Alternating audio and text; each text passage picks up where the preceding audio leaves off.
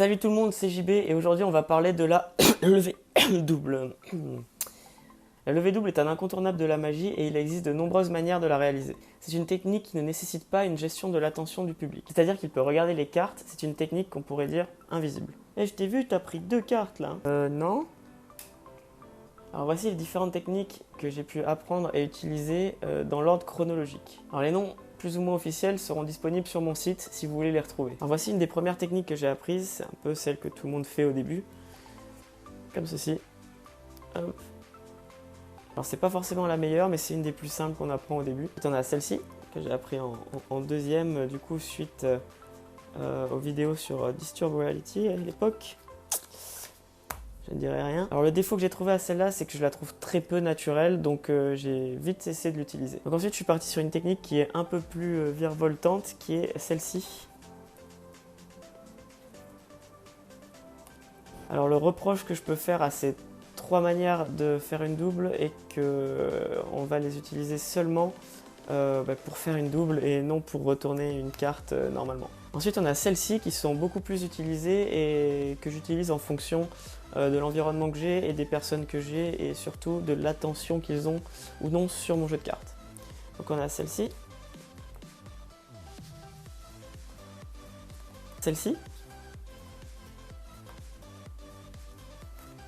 Alors ces deux techniques, je les utilise occasionnellement, cela dépend de l'attention que j'ai sur mes cartes. Je vais avoir tendance à l'utiliser quand le spectateur est vraiment très concentré sur ce que je fais. Alors on a la double du milieu, comme ceci, que j'utilise occasionnellement en fonction de mes routines. Et celle-ci que j'utilise environ 80% du temps parce qu'elle correspond justement à mon style de magie. Alors comme je l'ai dit, j'utilise aussi régulièrement la push-off lorsque j'attire vraiment le spectateur sur le jeu de cartes. Alors il peut arriver que ça flash légèrement et qu'on vous fasse la remarque. Alors selon la routine et le contexte, vous pouvez vous débrouiller de différentes manières. Alors j'ai 2 méthodes pour m'en sortir que j'utilise jamais parce qu'en fait, je flash jamais.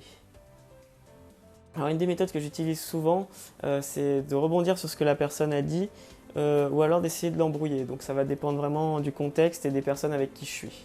Par exemple, si le mec vient et me dit « j'ai vu, t'as 2 cartes », je fais « t'as mal vu, j'en ai 54 ». Alors mon humour n'est pas très haut généralement, mais moi j'aime bien. Alors j'essaie de l'embrouiller en réalisant le même effet mais avec une autre technique. Par exemple, ici. Ah vite. Oh, j'ai vu, t'as pris 2 cartes tout à l'heure. Ah, du coup t'as vu que quand j'ai mis la carte là, en fait quand je l'ai rentrée dans le milieu du paquet comme ça, elle était au-dessus. Généralement, ça suffit pour l'embrouiller et qu'il se pose encore plus de questions et qu'au final, il se perde dans son raisonnement. Alors, si vous êtes au milieu d'une routine et que vous ne pouvez pas vraiment sauter cette étape, ce que vous pouvez faire, c'est discrètement faire comprendre à la personne qu'elle a raison et la mettre un peu dans la confidence. Et généralement, si la personne est plutôt respectueuse, elle va éviter de le crier trop fort et elle va un peu se sentir complice de votre retour. Alors c'est les 2 méthodes que j'utilise le plus souvent. Alors bien sûr, c'est pas forcément les meilleures, mais c'est celles qui me correspondent à moi et à mon style de magie et surtout qui m'ont sorti de quelques situations de temps en temps. Le mieux, c'est encore de trouver la vôtre et de l'expérimenter, donc il faut se rater. Alors je vais vous montrer une des techniques de base que j'utilise lorsqu'on me présente quelqu'un ou alors comme premier tour d'accroche et qui utilise une levée double. Alors je vais vous réaliser le tour comme si je le réalisais à quelqu'un, donc c'est pas évident parce qu'il n'y a personne, mais on va imaginer la conversation. Donc ce que je fais, c'est que je vais choisir une carte, donc prenez une carte, celle que vous voulez. Normalement je fais ça, c'est assez marrant parce que les gens, soit ils prennent la carte, soit ils veulent vraiment pas la prendre. Donc on va imaginer qu'il prend cette carte. Ok. Je dis, ce qu'on va faire, regardez, c'est que je vais la remettre à peu près dans le milieu du jeu, d'accord. Et en fait, si je prends le paquet et je fais juste ça comme ça, on entend. En fait, c'est comme les vieux jouets, on remonte le paquet. Et vu qu'on remonte en fait tout le paquet, il y a une carte qui remonte sur le dessus. Et là, je laisse un petit blanc. Alors soit il y en a qui me disent c'est pas ma carte, soit on dit rien et les gens sont un peu gênés. Alors moi je fais c'est pas votre carte.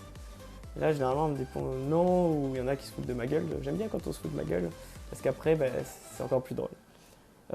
Du coup je dis j'ai dit qu'il y a une carte qui remontait, mais j'ai pas dit que c'était votre carte qui a remonté. Bon, c'est pas grave. En tout cas, ce que je vais faire, c'est que je vais laisser le 7 ici. Donc, vous pouvez mettre votre main dessus. Et ouais, je sais. C'était quoi votre carte du coup? Parce que je me suis un peu gouré. Hein, c'était... D'accord, d'accord. Alors, hop, je pense que si je coupe ici, normalement il y a une carte qui sort. C'était quoi votre carte? Ah, c'était pas le 7 de cœur? Mais du coup, si le 7 de cœur il est là, qu'est-ce que c'est la carte qui est là? Et là, il retourne et il y a la carte du spectateur. Alors bien sûr, le texte et la manière d'exécuter cette routine dépend en fait du spectateur et surtout de mon humeur sur le moment. Alors merci à tous d'avoir regardé cette vidéo. Plus de détails sont disponibles sur mon site dans l'article dédié à la levée double. Alors n'hésitez pas à partager, à commenter quelles sont vos techniques, comment vous les utilisez, vos routines, etc. Et n'hésitez pas à me suivre aussi sur les réseaux sociaux, donc les liens sont dans la description. Tchuss!